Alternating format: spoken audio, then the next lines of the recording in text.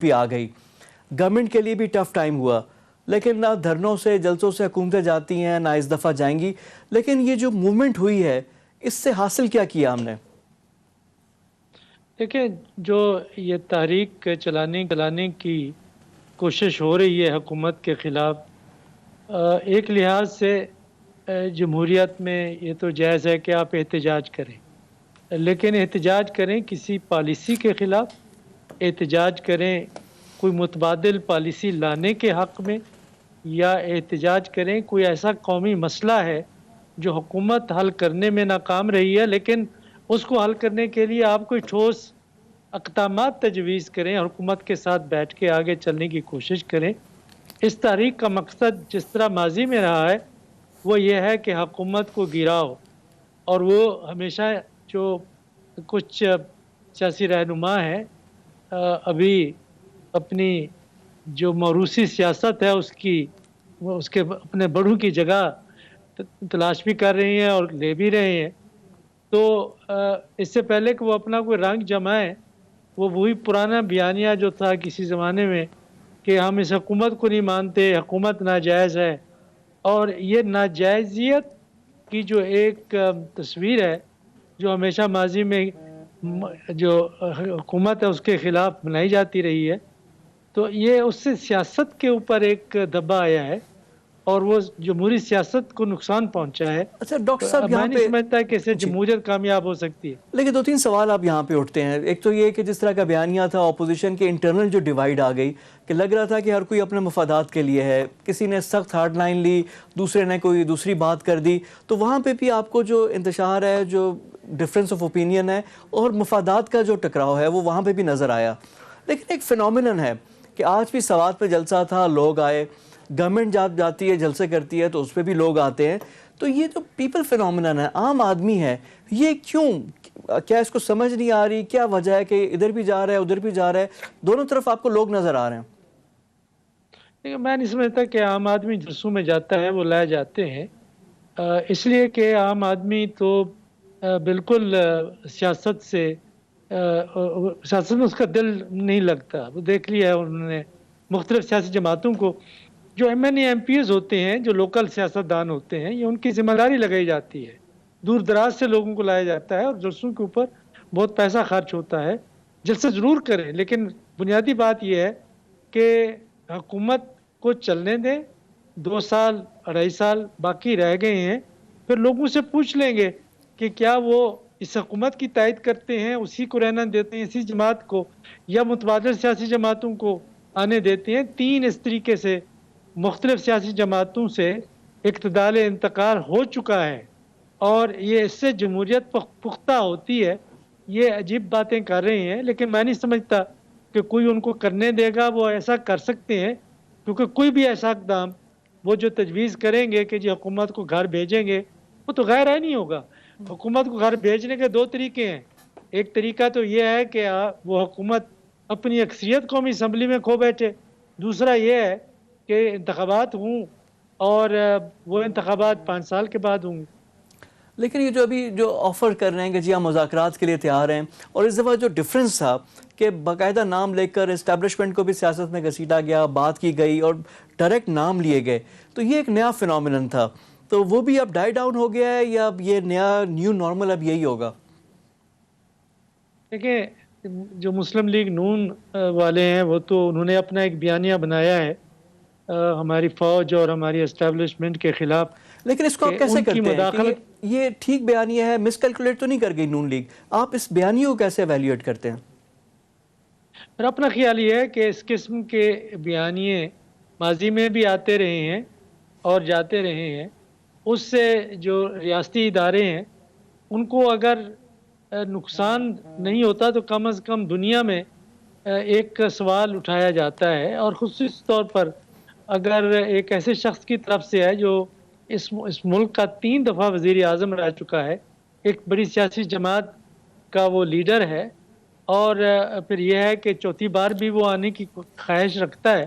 تو اس قسم کے بیانے سے میں نہیں سمجھتا کہ وہ اپنی سیاست کر سکتے ہیں یا عوام میں اس کی پذیرائی ہو سکتی ہے. لیکن وہ ان کیوں کو کر رہے ہیں ایسے؟ उनका मेरे ख्याल में उनको जो मशवरा दिया गया है अपने दोस्तों की तरफ से, और जो उनको कुछ करीबी जो उनके मुशीर हैं, कि आप ये बयानियाँ रखेंगे तो आप अवाम में मकबूल हो जाएंगे। हालांकि जो भी सर्वे पाकिस्तान में प्यू रिसर्च सेंटर ने किए हैं, रिपब्लिकन पार्टी इंस्टीट्यूट ने किए हैं, गैलेप पाकिस्तान ने किए हैं, बाकी सियासी जमातों और इदारों और हुकूमतों की निस्बत पाकिस्तानी फ़ौज की मुल्क के अंदर जो मकबूलियत कहीं ज़्यादा है, हमेशा रही है। अब उसको उसकी इस किस्म के बयानिए को आप बना के अब अवाम में पजीराई हासिल नहीं कर सकते। अलबत्ता एक हल्का है सियासत में जो इस बयाने के साथ है, वो पहले भी था और अब भी रहेगा, लेकिन उससे आगे आप नहीं बढ़ सकते।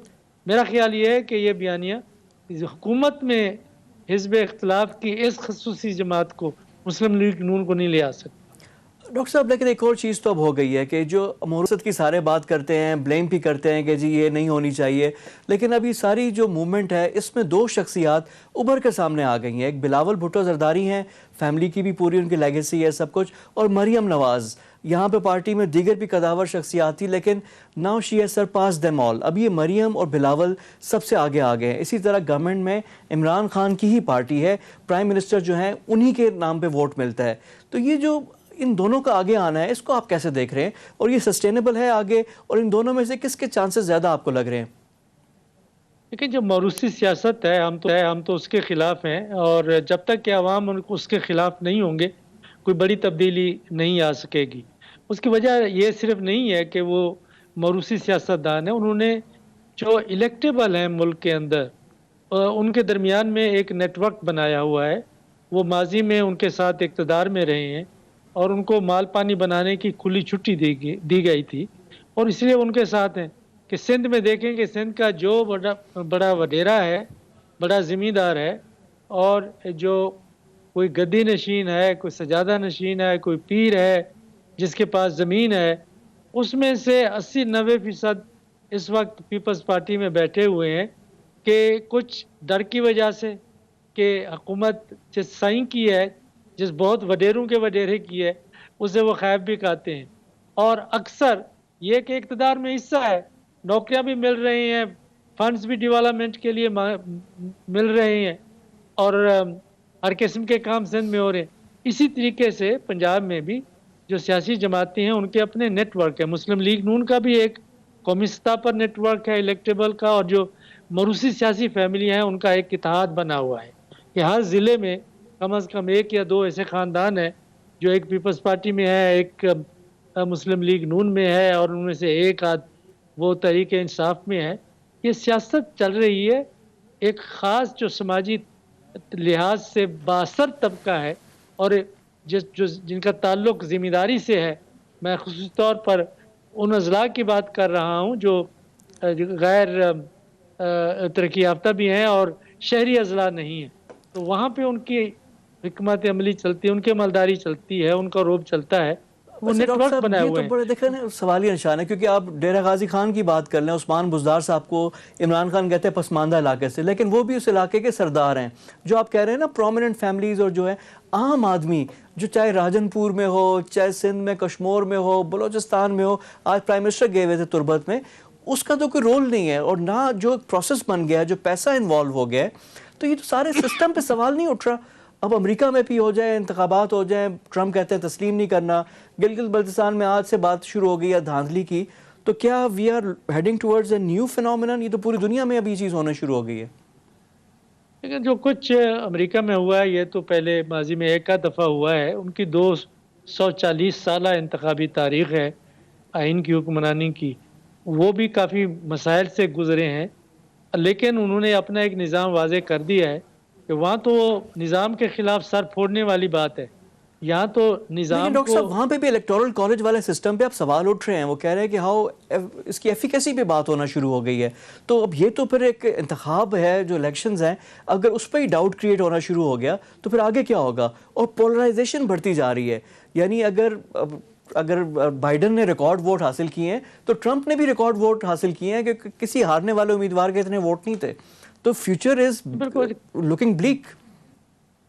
बिल्कुल, इसमें कोई दूसरी رائے نہیں ہو سکتی. امریکہ میں اس وقت تقسیم ہے اور یہ ثقافتی تقسیم ہے, یہ نسلی تقسیم بھی ہے. یہ